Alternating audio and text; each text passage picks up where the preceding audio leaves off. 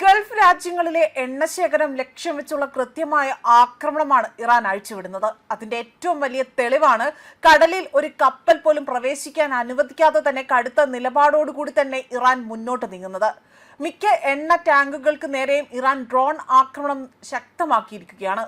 ഈ ഒരു സാഹചര്യത്തിൽ ആക്രമണം നേരിട്ടാൽ അത് മറ്റൊരു തലത്തിലേക്ക് നീങ്ങും എന്നതിലും സംശയമില്ല.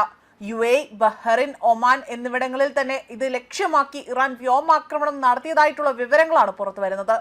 സലാല തുറമുഖത്ത് എണ്ണ ടാങ്കുകൾക്ക് നേരെ ഇറാൻ ഡ്രോൺ ആക്രമണം നടത്തുകയും ചെയ്തു.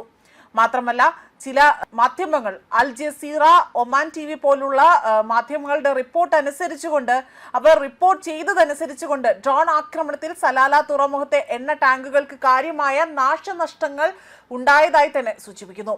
ബ്രിട്ടീഷ് സമുദ്ര സുരക്ഷാ കമ്പനിയായ എംബ്രയും ഈ ആക്രമണം സ്ഥിരീകരിക്കുകയാണ് ചെയ്തിരിക്കുന്നത്.